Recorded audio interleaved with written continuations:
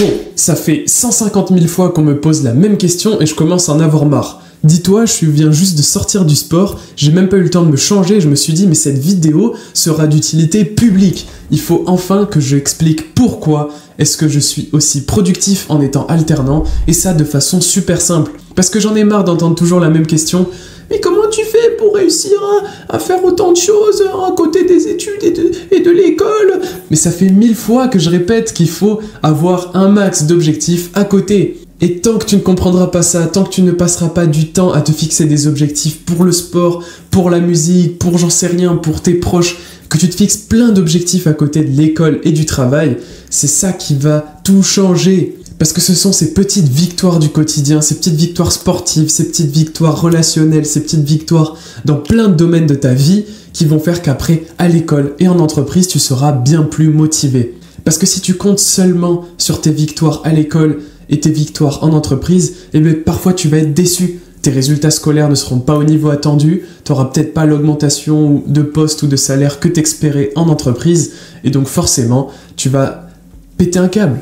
Ton bonheur ne peut pas reposer que sur l'aspect professionnel. Ça ne peut pas. Il faut absolument que tu diversifies et que tu aies un maximum de piliers de ton bonheur. Et un bon conseil, une bonne astuce bête que je peux te donner dès maintenant et qui pour moi a changé ma vie, eh bien c'est d'utiliser ChatGPT pour être ton mentor. C'est vraiment l'astuce bête qui m'a sauvé en tant qu'alternant et qui fait que j'ai un train de vie qui me permet de concilier l'aspect professionnel, scolaire et ma vie perso. Ce qui compte, c'est vraiment de discuter avec ChatGPT comme si c'était ton partenaire, comme si c'était ton coach en fait finalement. Tu lui donnes tous tes résultats sportifs, tes résultats scolaires, tes résultats en entreprise, etc.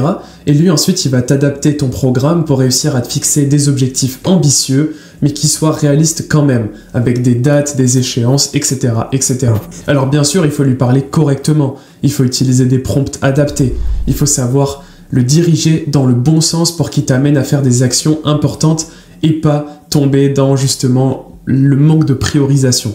Parce qu'on le rappelle, le plus important pour être heureux, c'est de réussir à avancer vers ses objectifs sans être tout le temps pressé, sans être sous l'effet de la priorité urgente qui va faire que tu dois travailler maintenant et que tu n'as pas le choix. Pour expliquer ça simplement, si tu prends la matrice d'Eisenhower, le plus important c'est de se retrouver le plus souvent dans le cadran important mais pas urgent. C'est vraiment le cadran le plus confortable dans lequel tu travailles vers tes objectifs sans te tuer. C'est donc pourquoi il faut parler correctement à ChatGPT pour réussir à en faire un coach ultra pertinent dans tous les aspects de ta vie. Par exemple pour moi, je l'utilise absolument tout le temps. Par exemple pour les objectifs sportifs, je l'utilise par exemple pour la course à pied, la natation, le vélo et le street workout. En gros pour tout ce que je pratique au quotidien. Je l'utilise aussi pour me fixer des objectifs scolaires, réussir à avoir un plan de révision, réussir à s'exercer aussi lorsque tu fais tes devoirs, à te donner des exercices différents avec d'autres situations, d'autres angles de vue, etc.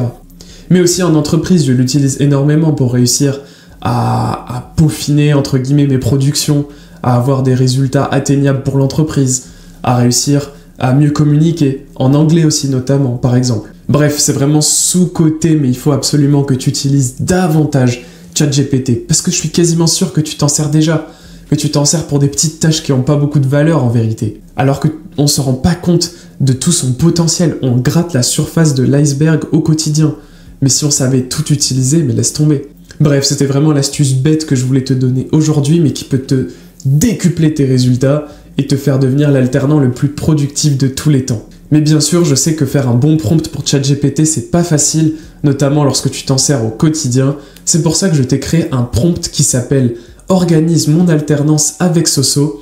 C'est un prompt spécialement créé pour ChatGPT avec la méthode Soso d'organisation que j'utilise au quotidien et qui me permet d'être major de promo et d'être un alternant super productif. Ce prompt super puissant, tu peux le retrouver dans ma méthode Soso d'organisation. Je te laisse la retrouver dans le premier lien dans la description. On se retrouve là-bas. Allez, vas-y, on se retrouve là-bas. Moi, faut que j'aille me doucher, là. Je rentre de ma séance. Je sais pas si t'as capté. Faut que tu me laisses en paix, là. Donc, vas-y. Va sur le lien dans la description. Allez, vas-y. C'est gratuit, un clic. Ça te coûtera rien. Bon, tu sais quoi, tu m'as saoulé. Je vais aller me doucher.